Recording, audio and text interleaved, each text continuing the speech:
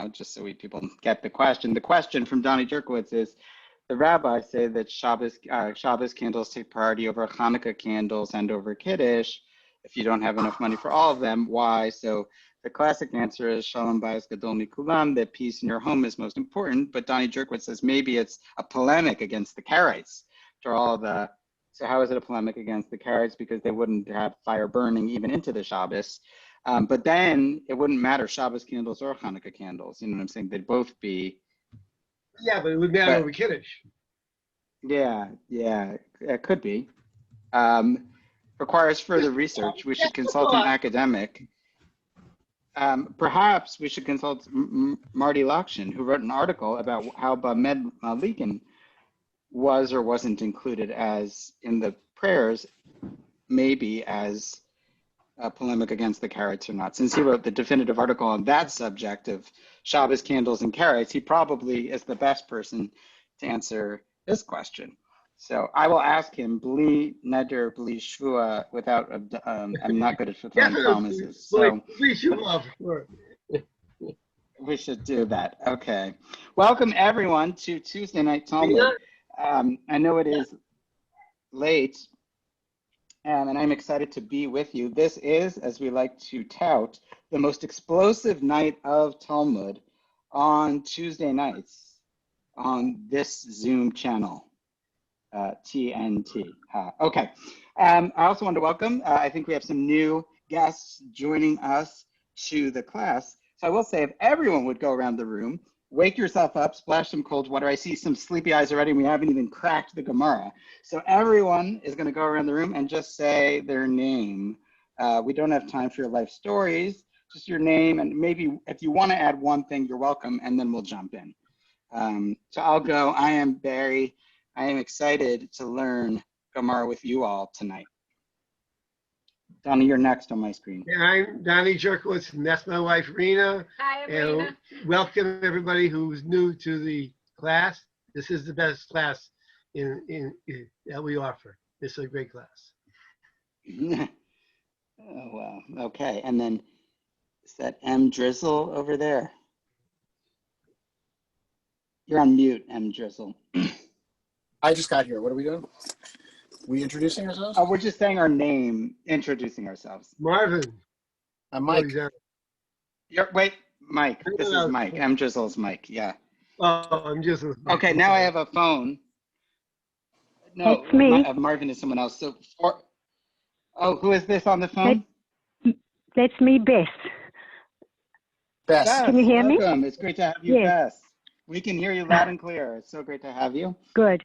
And then next on my screen is someone going by the name M. Fribble. Yeah,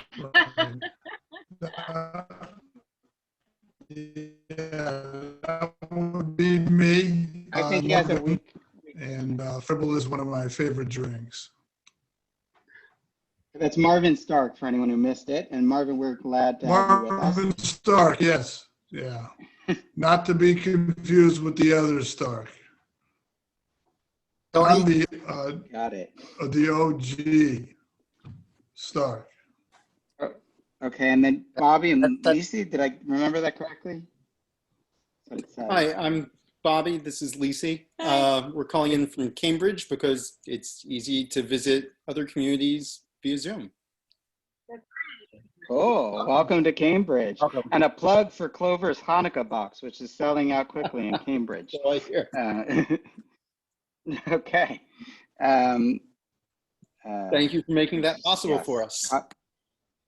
No worries. We've been, just because you're from Cambridge, I will spread the word. We are running kosher lines of production from Union Square Donuts. Union Square Donuts is not generally kosher, but they're including donuts with it because we're running several days worth of kosher production without the bacon. The bacon donuts aren't happening in order that this can happen with koshering and mushroom and the whole deal. So that's why the donuts are there. So I just wanted to dispel some rumors which are floating around on social media, but you can only get them at Clover. Okay. You can get them in Rhode Island too. We're gonna have an announcement coming out tomorrow when I edit the email. Great jelly donuts. Okay. Ruth, you are next on my screen. You're on mute. You're on mute. Yeah, mute. Hello, everyone. Hey. This is like my Great to see you, 10th Ruth. Zoom call of the day. Sorry. Oh So I'm gosh, gonna it's take my incredible that video you're still off. here. Yeah. Please, anyone, do what you need to do. Pro Zoom tip, if you hide your own view, it cuts some of the exhaustion of wondering what you look like constantly. Dr. Mandelbaum, Yeah. from a shul somewhere in New England, who are you? That's Tupper Lake, New York. Historic Beth Welcome. Synagogue. That's where I am. I am virtually. Am I introducing So good. myself or just your name? Your name. My name, David Mandelbaum. Great, from your own mouth. Yeah, thank you. It's great to have you. And then, is anyone else? Did I miss anyone else? Okay, so we're going to jump in. Wait, yes, I missed someone? No, you got everybody. No, okay. Okay, great. So it's great to have you all tonight. We are in the Gemara, where we always are. We're going to share with Svaria, but I keep looking off my screen because somehow it's just easier for me to look at a classic page of Gemara. But do what you may. But I will be sharing this on the screen. So we're in the fourth parak of Megillah, and we are discussing, as you may recall, we ended our discussion last time with a distinction between Tashmishe Mitzvah and Tashmishe Kedusha. There are some objects in the canon of Jewish ritual objects that are sanctified because a mitzvah is done with the object. Like, well, they'll give examples, like a lulav is a good example.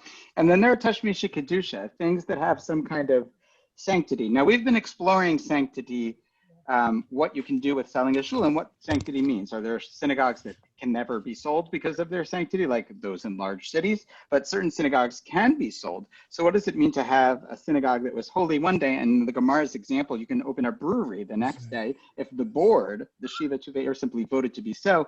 We thought notions of sanctity inherently were something more permanent and fixed than just the board votes to remove sanctity, and so no longer is it holy. But so the answer is, it kind of depends which grade of holiness you're talking about and what we mean, but some of them are quite earthy or earthly. Now, but there are still rules, like that money sanctity needs to be transferred onto something else. You need a new shul first to transfer the sanctity or money. So we've kind of just been discussing all this. Now we're moving away from shuls and onto objects. And tonight we're going to continue to kind of focus on the sanctity of objects. So we'll do a little backwards review and then plow forward. Tanu Rabbanan, does everyone see where we are? Yes. In this Faria's Zoom share? Great, let me just open it up in my classic Gemara here. Okay, Tanu Rabbanan. So Tashmishe Mitzvah Nizrakin and Tashmishe Kedusha Nignazin. So this is the classic halachic distinction. Now, note the Gemara is distinguishing them not by discussing the difference in categories, but by a particular question. How do you dispose of the object? That isn't to say that that's what defines the Kedusha, the sanctity. That's to say that this is how the Gemara is distinguishing with the nafkamina, with the practical difference. So that's one way of defining it. We're kind of working from the bottom up, if it were, in order to define the levels of sanctity. Mitzvah objects you can discard or throw away, but tashmishe kedusha, objects that have their own inherent sanctity, independent of what's done with them, nignazin, need to be stored in geniza. We said last time, quoting the Rav of Soloveitchik, blessed memory, that people maybe are buried because their whole lives are kind of holy or sacred, right, in the image of God. That's an idea he has suggested. These are mitzvah objects, just to give you practical examples. Sukkah, lulav, shofar, tzitzit, very classic examples. A sukkah, a tabard. I don't even know how to translate these. I'm going to translate them all with their word. Sukkah, lulav, shofar, tzitzit. Right? I think people maybe know what these ritual objects are. Ve'eluin tashmisha kedusha. Deluskime svarim, tefillin, and mezuzos, v'tik shel sefer Torah, v'nartik shel tefillin ritzotan. So we have here things that have inherent sanctity, and this is actually a little less intuitive.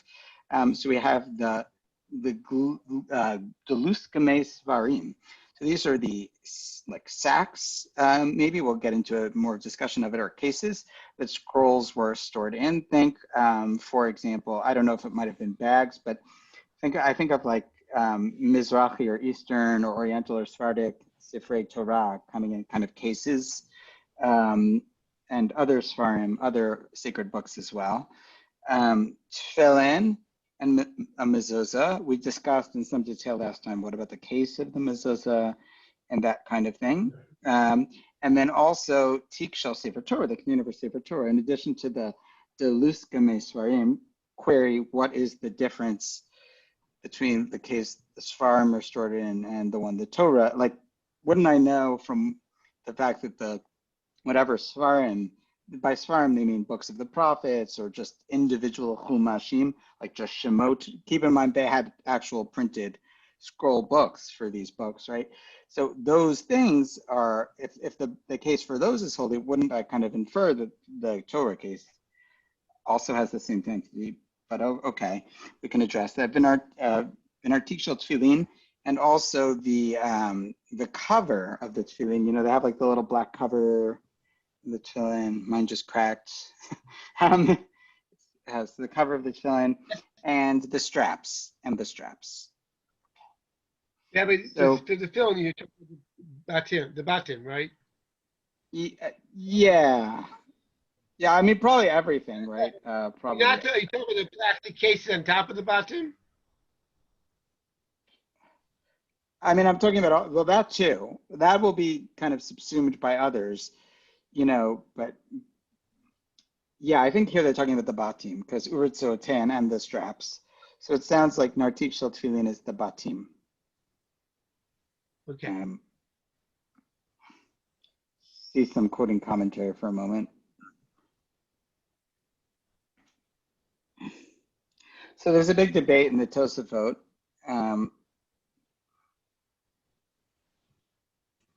So the Rashba deals with it here. Maybe we're not going to get into it. I'm just going to flag the issue as an issue. What about the Dalet and the Yud that are in the kasher of the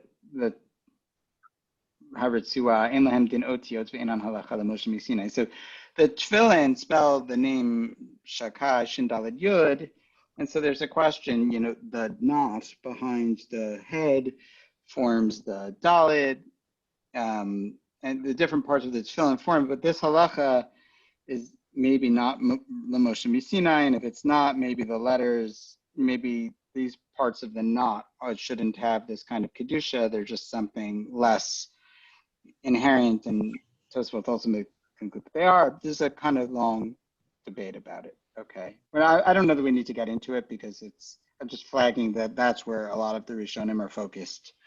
Amar Rava. So Rava is going to present several different teachings.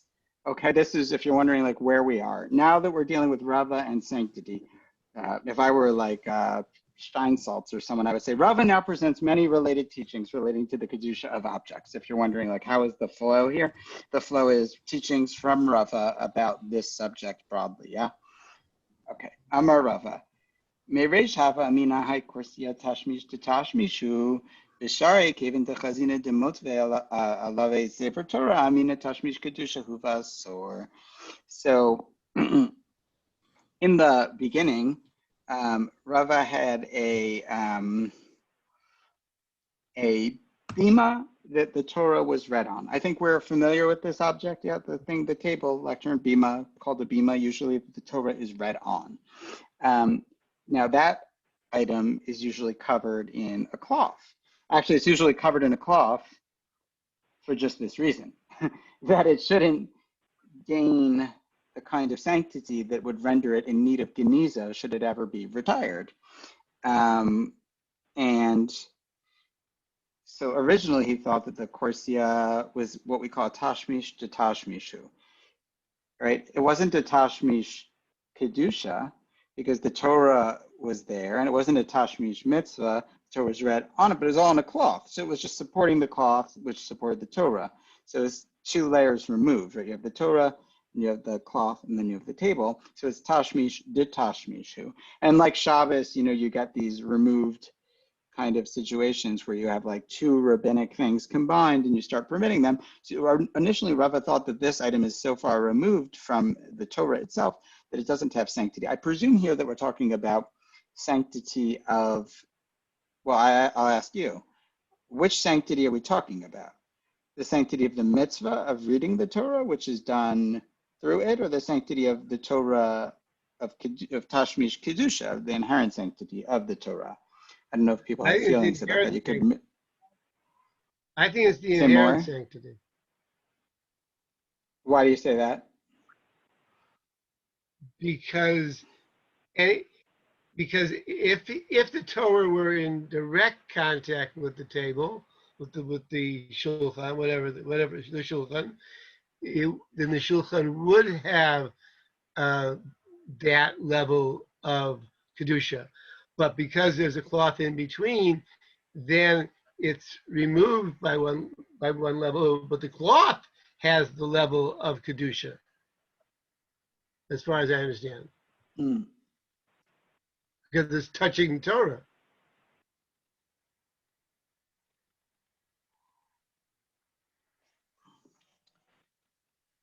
I agree, but does anyone disagree? So, because maybe it wasn't such a complicated thing, but Well, I mean, originally I thought it was the Tashmit Tashash. Yeah. how Yeah. derivative does it get? In other words, the Torah has Kedusha. Now the cloth that touches the Torah has Kedusha. Now the cloth is touching the bima. So does the bima have Kedusha because now the cloth has Kedusha? No. Why not? So there's an interesting. So here is the question, right? Okay, so this is what he originally thought. So we're actually gonna, because it's a Talmud class, we're gonna get specific about what we learn. So originally he thought you could use it, v'shari, meaning shari what? Shari lizrok, you could discard it. But kevan de chazina de motav alave sefer Torah, since he saw that you sometimes put the scroll directly on it. There are times, yes, in the life of the thing when the Torah rests directly on it. Whatever happens, the cloth isn't at one time and they put it on, or they're just rolling the Torah late at night to get to the next parsha, or because you haven't had shul for 4 months or whatever, and you're just rolling the Torah. Now, it's an issue because sometimes we roll Torah on all kinds of things these days as we transfer Torahs in and out and around and about. The Torah's on all kinds of things. How many folding tables in the world now have to be put in Geniza? A lot of them, right? I'm guessing from synagogues all over that have just, but so here's the question. Since he saw that sometimes they put the Torah on it, so first of all, what do we mean by chazina de motzvei? They put the Torah on it directly. The presumption is sometimes. Yeah, that's the way that the Achronim, the later authority, not usually, but occasionally. So what about a table that doesn't usually hold the Torah, but sometimes has the Torah? Here we're dealing with something that always has the Torah, but sometimes it has it directly. But there are other tables in the world that don't usually have a Torah. They usually have a picnic. But now sometimes they also have a Torah. So what about that? So here, let's read. Amina, the conclusion is Tashmish Kedushahu V'asor. In other words, one read of this would be, I thought it was a Tashmish to Tashmish, it was a level 2, an order removed. But then I saw that since they sometimes put the Torah on it, learn from this that the whole identity of the object is reclassified. Right? It's not like once it touched it and it broke the magic rule, but Tashmish Kedushahu. This itself has inherent sanctity because people feel comfortable at times putting the Torah directly on it. It's a holy object. It's part of the synagogue infrastructure and it's prohibited. And so my initial thought about it being classified as a secular object was incorrect. It's really a holy object. And one proof of it is occasionally they put the Torah on it. That's one way to read this. And that actually seems clearest in the language, right? Tashmish Kedushahu V'asor. Issue is the halachists, many of them don't read the Gemara this way. So I think this is clearly the clear way to read the Gemara. But I'll quote, for example, if you look at the Prima Gadim, which is quoted by the Mishnah Brura, I'll just cite the language rather than scrolling all over the screen for it. I apologize, but I'll just quote you.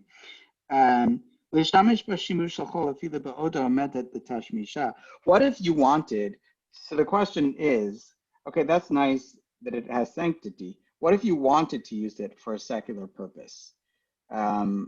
Example, what's an example of a secular purpose? I don't know, I'm feeling Hasidic lately. Nothing secular, but what? Put trays of food on it for a kiddush.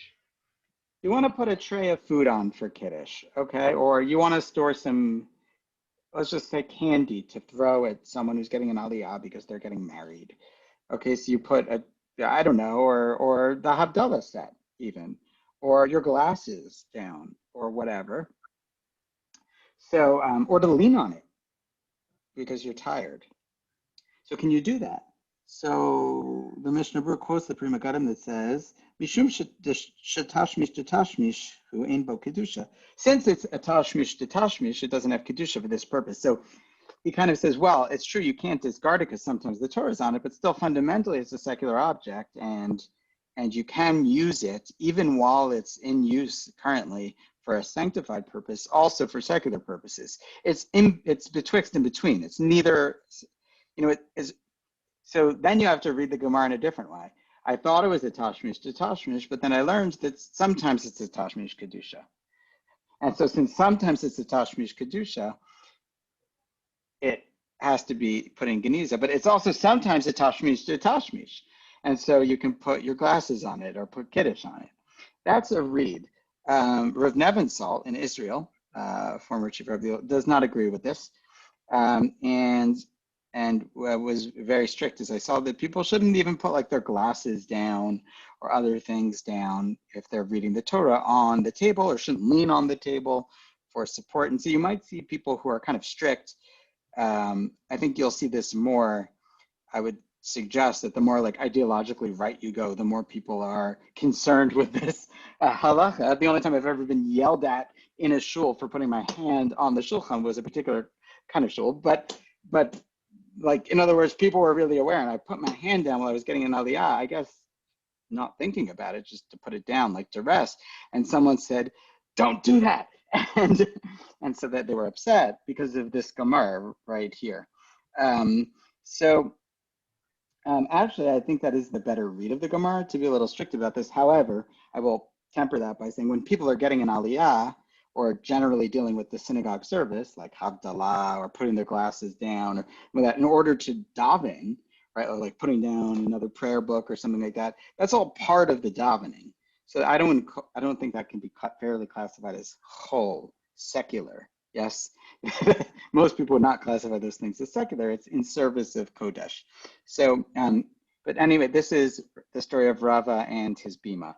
So does anyone have any questions or reflections about the story of Rava and the bima, and perhaps the resultant halacha that relates from it, that not only does it have to be sent to Geniza, but more pertinently for most of us who aren't dissembling shuls regularly, it has a certain sanctity, and maybe a confusing level of sanctity. Can it have two identities, as some of the Prima Gadim wants to suggest at once?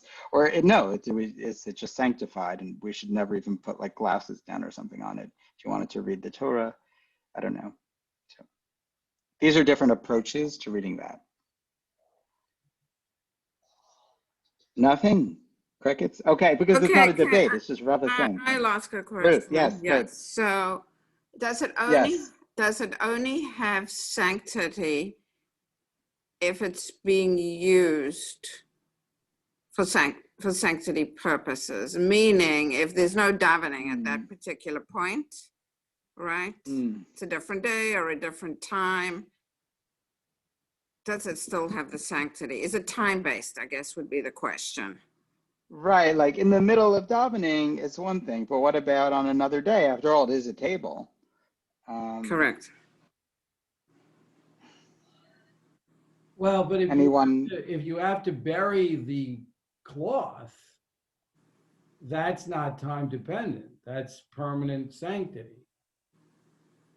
So why would the bima be different if it touched the Torah?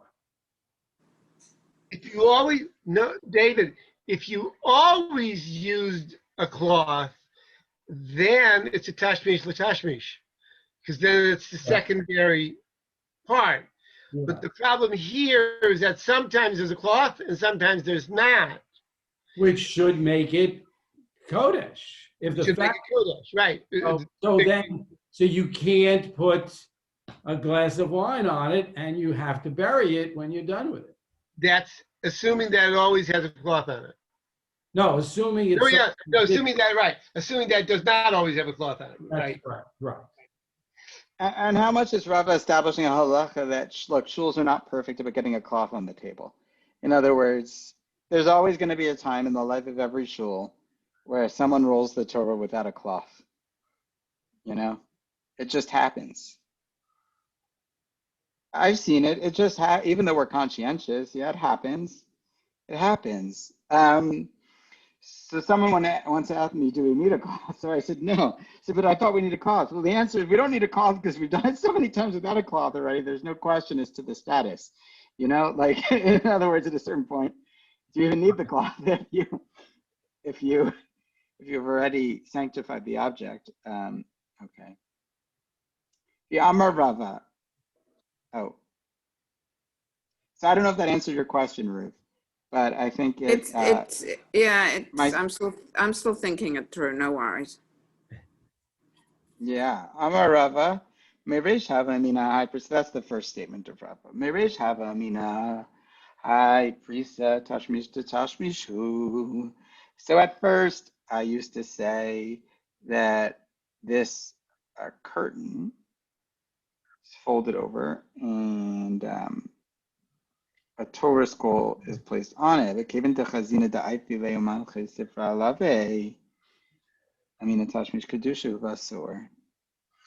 So what are we talking about? What article are we talking about? And check, I don't know if the Koren over there has a picture. Do people see still Sfire or do people see the Koren? Sorry, no, I don't see your picture. Sfaria. Yeah, it's Safari. Still see Sfire, interesting. Oh, okay, let me see. So is this like our Parochets? Yeah, so it's a Parochet. That's what we're talking about. So we're now saying, what is the status of the Parochet? In case anyone is wondering. So at first he thought, look, it's just a decoration.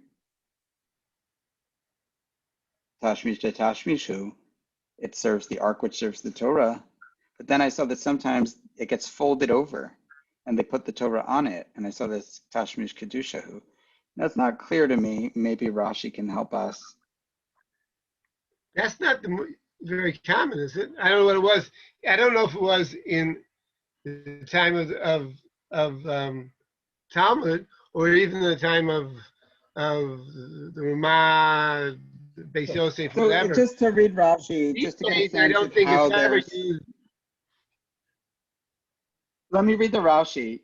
So the first Rashi, do people see Rashi on my screen or no? I don't know what people see. Yeah. Without even Rashi script, just Sfaria script. Prisa, Yiriyah Porsin Svivot Aaron Mibifnim. So originally it sounds like this Parochet went all the way around the Aron inside, the Aron Kodesh. Inside, so it's some kind of cloth lining to the Aron that includes the Parochet. Does that make sense? It's like you have an Aron and in the Aron there's like a curtain. The way Rashi says it, Porsin Svivota Aron, it goes right, like around the Aron from the inside. That's not really the way our Arons are constructed. The Parochet is just a curtain in front. It doesn't go around it inside. Yeah. So Tashmishu. So Rashi says, last Rashi on this entry, sometimes they fold it under the Torah. So it sounds like it was an intentional thing, not an accident. You know what I'm saying? In other words, it's not like sometimes by accident they touched the Torah or something. They sometimes used this cloth to probably prop up the Sifrei Torah to like make sure they didn't fall. You know, because arranging them in the Aron Kodesh so they don't fall is sometimes a little bit of a game of Jenga. So I guess my question that's is, what's going on. Are the scrolls though covered, or do we have, exposed parchment that's in the Aron and leaning against this, material, or do you have the covered Torah leaning against this material? No, it's the Torahs are always covered. The Torahs are always covered. So David, the the Eitz Chaim might be touching. what? Well, if the Eitz Chaim are touching the material, then I don't know. Is I mean, so all right, let's get to bare bones. You have the sticks right? That's around which you have the parchment, around which you have a cover, which you put in the aron, which has material.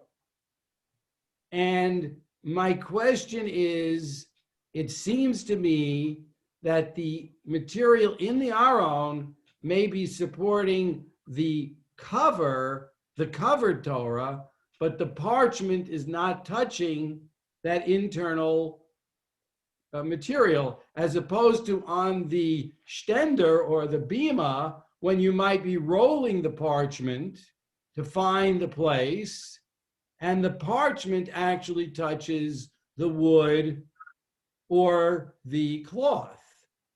This is now a covered cloth covering is touching yet a second cloth.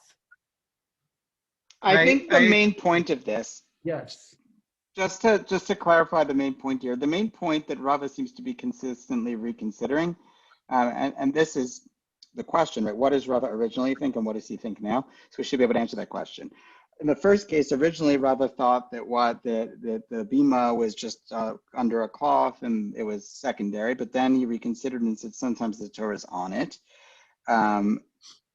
Worth noting, there are commentaries, see Rabbi Avram and Ahar, that say what he really realized was that the cloth was like secondary to the table. Okay, but I think we have a general sense that sometimes the Torah touches it, the table has sanctity. In this example, it's another sometimes example. I thought the parts of the aron that are merely decorative are merely decorative, but then I saw that sometimes they use it for the Torah, like to prop the Torah up. So the question is, what did he realize in this second realization that isn't already understood in the first?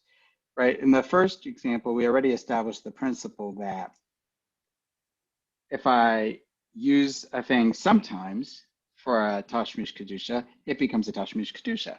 So here, he's saying, at first I thought that this thing is not sanctified because it's just decorative, but then I realized that sometimes they use it for a holy purpose. Do you understand what I'm saying? In other words, we don't want someone like Rava to be having realizations about how things are used. That's not worthy of the Gemara. You follow? Like, it's not worthy of the Gemara to say, oh, I didn't know that sometimes they prop up the Torah using a curtain, and I learned that they do, so I reconsidered its status. We don't want a change in mitziut, in reality.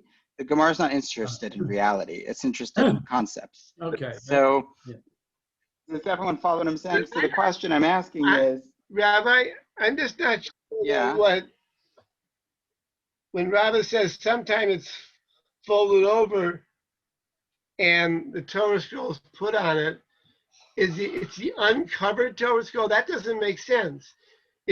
No, it's not uncovered Torah. It's the Torah and it's whatever garbage but in. If it's the Torah in its cover, as David pointed out, the cover is a tashmish because it's covering the Torah. But I think the way we're going to understand this, even if it's folded under, it's still a tashmish, but the tashmish. Yeah, so the answer to that question, Donnie, shows the fact. So here, good question, and this proves the point of Rabbeinu Avram and Ahar, right? That sometimes things that are a tashmish kedusha, but themselves have sanctity, become batel. Just like in Gemara and Brachos, if you're eating the classic example there, salty fish and bread, right? The very classic example in the Talmud and Brachos. So say you have this dag maliach they talk about. I'm picking an example not related to the architecture of the Aron Kodesh to mix it up. So if you have really salty fish and you eat bread because you can't stomach the salty fish, the Gemara there concludes you don't make a bracha on the bread because you're not eating the bread for the bread. You're only eating the bread because of the salty, the salt quantity of the fish, and so it's really batel. Now there are a lot of applications we could have about what foods are batel to what foods. Batel meaning second, it's like nullified in the place of that food. So too here, Donnie, I'm suggesting, and it is sourced, in some of the commentaries. The Torah cover itself, like the thing we put on the Torah with all the garb and the letters and that, is batel to the Torah. In other words, it itself is kodesh because it's touching the Torah, but it also becomes part of the Torah. When people think of Torah, they don't think of like just the Torah in the thing. They think of the Torah with its cover and its crown and its bells, right? All of it. So all of them have kedusha because they're all batel to the Torah. They're part of the Torah. It's like if the Torah lost a letter fell out and dried and cracked and fell off. And that's impossible. But imagine that could happen. So that letter would have kedusha. So to the rimonim and everything. Yeah. Does that make sense? So then when it's in the Aron, so this shows the fact that they consider the curtain that's under the cover Torah to be a tashmish kedusha in the maskana, in the conclusion, demonstrates that they look at the Torah as a sacred object, no matter what is covering it. I understood and that. I think we do too. I understand.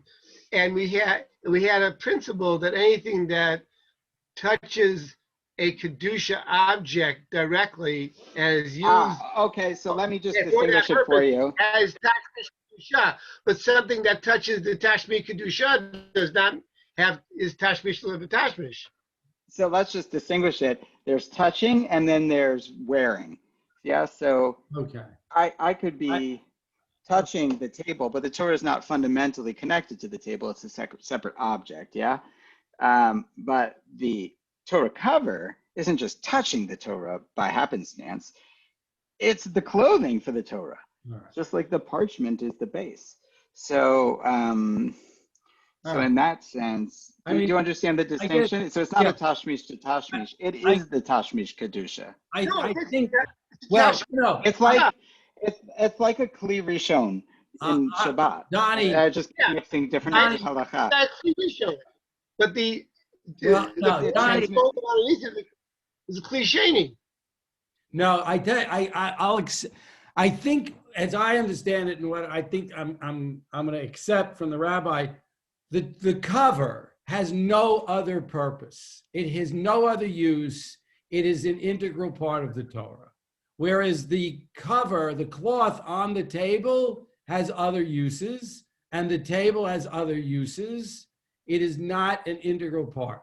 So the cover of the Torah is the Torah because it's got no other function ever. Just to be clear, the Gemara is going to address the question head on in a minute. Okay. So let's just hold. This is good, but we will have an actual discussion about this issue.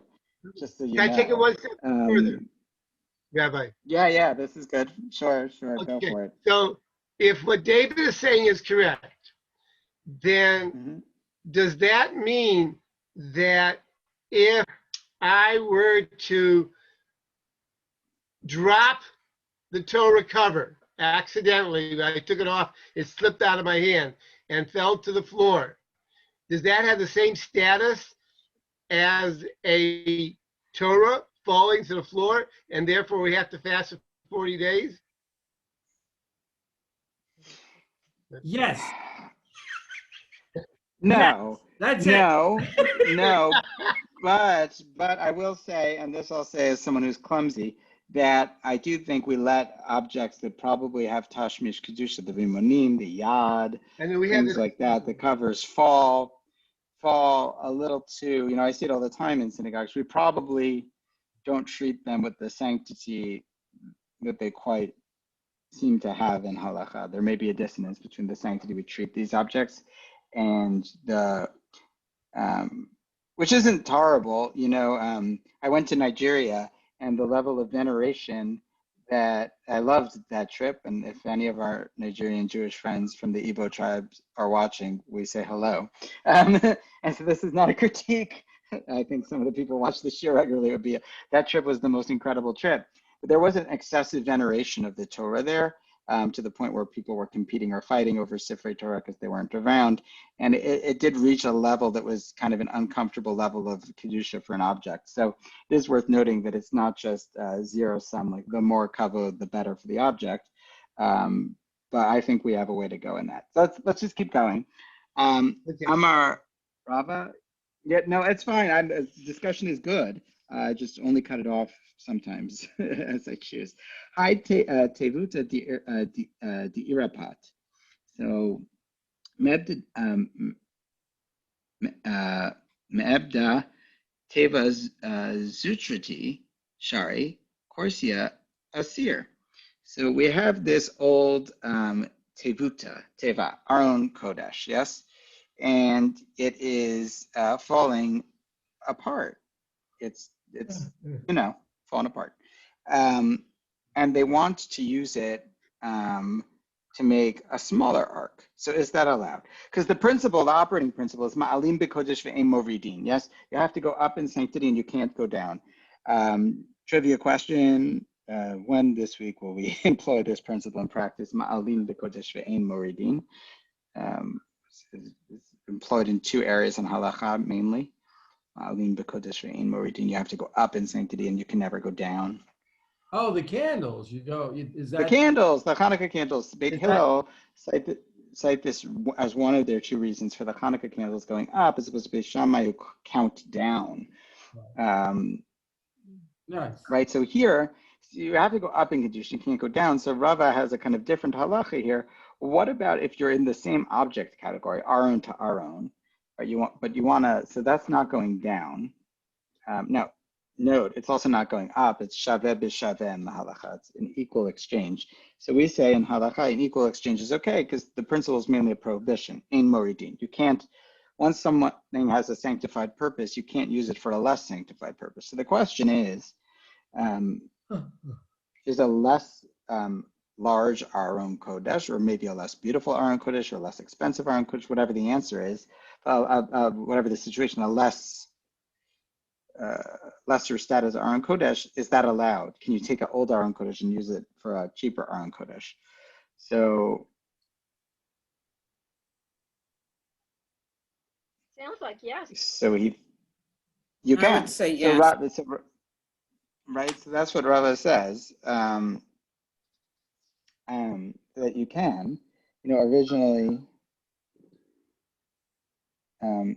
Yes. Now you can't use it, as he points out, just for a plain lectern, right? So you can't use it to give the rabbis drasha, but you can use it for an Aron Kodesh.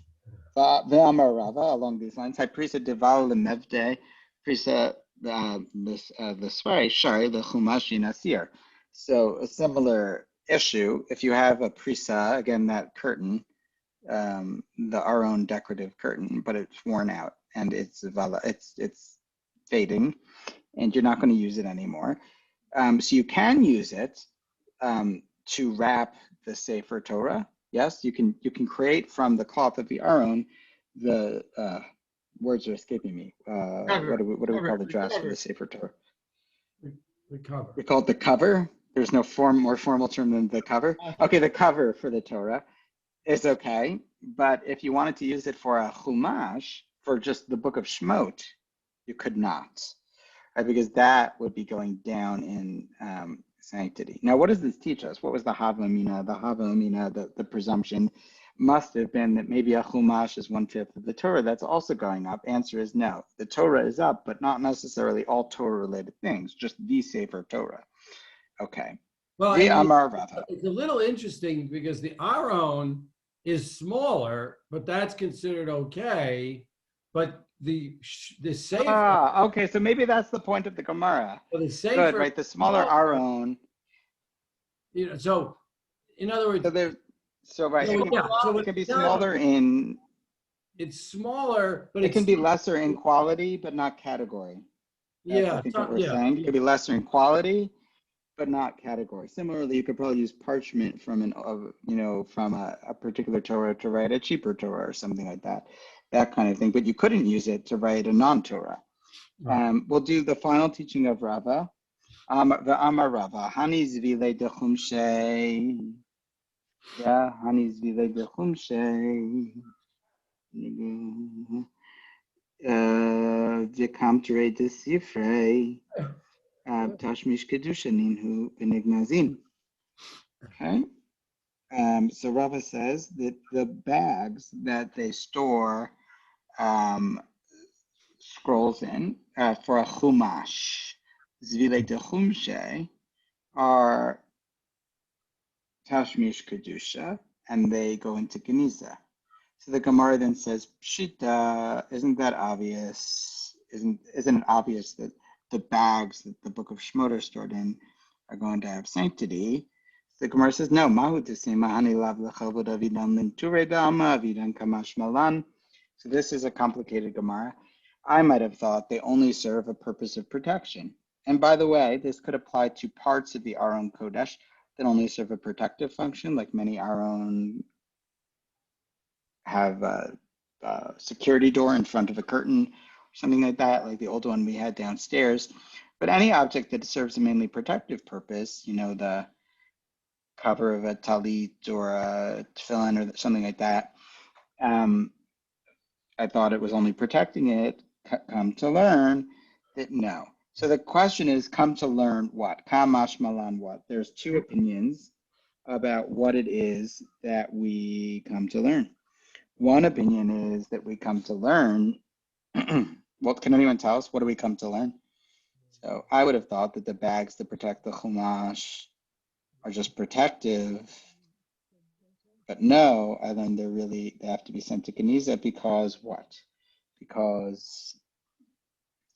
So some people learned that really they're lechavod, that they're also or primarily decorative and come to exalt or sanctify the object in some way, as evidenced by their design. But Lu Yitzir, what it were that they were clearly only protective, yes? Maybe it would be different. Or some learn that no, even things that are just protective have the status of Tashmish Kedusha.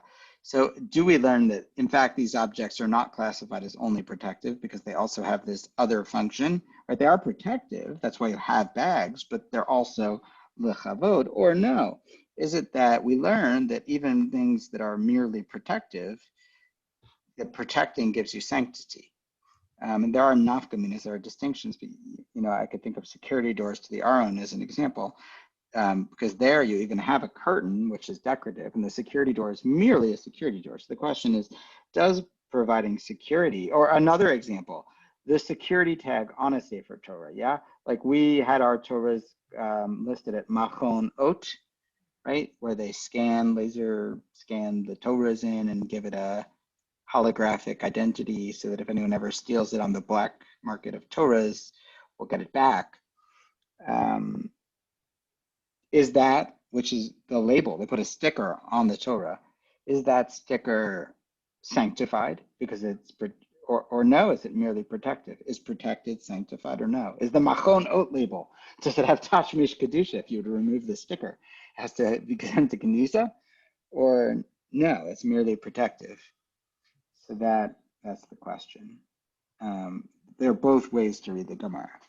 So tonight, just to summarize, we learned a bunch of these are the halachas of Rava as it relates to Tashmish Kedusha. Next time we're going to go back to, we're going to go to this interesting case where there's a shul, and in the shul, they also have a morgue. The shul with a morgue. Maybe someone can come up with a clever name for the episode for next week's thing. And the issue is the Kohanim. How do the Kohanim pray in the shul with the morgue?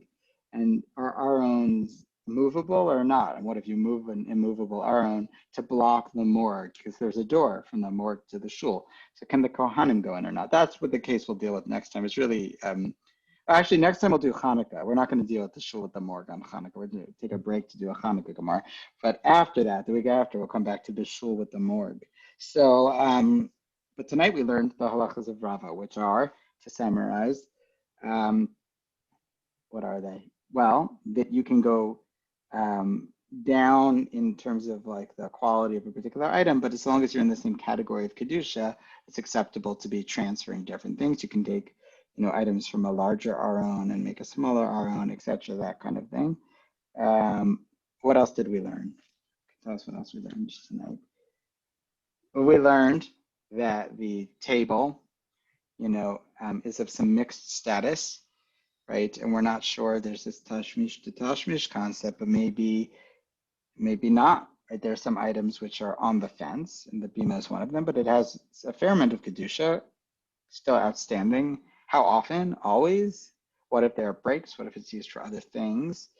We learned about decorative function and guarding function, and do those things accord something the status of sanctified or not, and the various other halachot. What does all of this do? This is just, I always think we have to conclude the Gemara with something like just not technical, just to like frame why we're studying this. The hope in studying these halachot, yes, when we're in shul, we should treat the place with sanctity. That's the whole point. When we're doing mitzvahs, we should treat the thing because they're precious, because we care. Yes, these things are important. And the thing we read the Torah on is a crucial, like that's the place where the instruction is read for the entire moral fabric of what we do and who we are. And so that table, even if it's not directly the thing we read the Torah on, might have enough sanctity that you can't throw it out when you're done with it. So I think sometimes we forget the relative importance of things in our lives. I'll just put it out there. This maybe sounds mussery. I don't mean it to sound that way, but it's just, this is Tuesday Night Talmud and it's a religious thing. So this is religion. So religion's not afraid of guilt, and it's not afraid to remind us of sanctity. So things can have sanctity and importance that's far greater than other material objects in our lives. And there's a material culture of sanctity that goes with our material objects that's more than interest and more than cultural and more than museum-like. It's halachic. So I just wanted to thank everyone for joining. Hopefully the framing of these objects as sanctified when we're in shul, like we'll feel differently about them. That's the hope. We're not actually in shul now, so it's kind of a replacement. Neshama farim sfasinu, as the prophet says, right? We'll replace the cows. They replace the offerings of the sacrifices with words of prayer, and we're replacing words of prayer with Zoom Talmud. We're one step removed, and that way from being in a shul. But hopefully, when we get back, maybe there'll be a little bit of a different feel to the material culture of the shul objects. So next time we'll come back with a special Hanukkah edition, and then in 2 weeks, the shul with a morgue, something we can aspire to. Hopefully we won't aspire to, and hopefully not taken as a dark reflection of COVID. So I wish everyone a beautiful Hanukkah, lots of light. Yeah, we will be, one thing, Rena, and then I'll get to you. We will be having 8 nights of Divrei Torah. Rabbi Avital will be sending out one or some, as will I. So every night you can expect Divrei Torah, 10 to 15 minutes in length, some video, some audio to pop up in your inbox. Please do give them a listen. And Runa Jerkowitz. So if the table can get some type of sanctity from having the Torah on it, what happens if we don't own the table? What if the table's not yours? Right. Can you sanctify someone else's object? Does that represent a form of gizela, of theft, by sanctification? Or just I thought that table isn't really ours; it's on loan. So. Oh, the particular table we put the Torah on at the Alliance now maybe has kedusha. Right. Oh, right. I didn't think about the practical implications of the shiur. We probably have to buy the table off them if it ever comes to that, and say, look, we used that table to read the Torah. We actually need to bury it. Probably the right thing to do, since it costs them a table, is buy it off them. But I will say that since that table is clearly designed for and used for other purposes, and we're in a shasat chak, a temporary situation, there is an argument to be made that it maybe only has kedusha while it's being used for this purpose. some of the Achronim want to argue that objects that are clearly not designed for the purpose, but are used there in an unusual circumstance. Now you could say, how unusual is our circumstance? It's the new reality for a long time. That's true, but maybe we should put more thought and get back to this at the ritual committee. You know, frequently in a Shiva house, you have a Torah also, and it's put on a table, which, you know, it's for a week. That's it. Right. Right. So the question is, like, are we sanctifying tables all over? My sense is that it's only things that are generally used for that purpose. It's not the occasional use of a non-ritual item. This is the occasional use of a ritual item, which is, I think, a different category. Does that make sense? One other promotion while we're there, and then I'll go. I didn't mean to cut your question short. Hopefully that was helpful. The city of Providence will be having 8 nights of Hanukkah lighting over its Facebook and Zoom channels and the City of Providence email. So do check that out. I am going to be privileged to be leading one of the nights of the City of Hanukkah, City of Providence's Zoom Hanukkah lighting. You'll see me recording from my living room on night 5, Rosh Chodesh. But it will also feature such greats as Fischl Bressler, who's doing one of the nights, and also Adam Cable and some others who have somehow won the sweepstakes of the City of Providence's Hanukkah lighting. So do make sure to check out the City of Providence page for this new attempt at celebrating Hanukkah for all 8 nights this year, not just one night. City of Providence is going in for all 8. And so for that, I think we can be grateful, and I wish everyone a Chag Urim Sameach. Thank you. Have a good night. Chag Sameach. Yeah.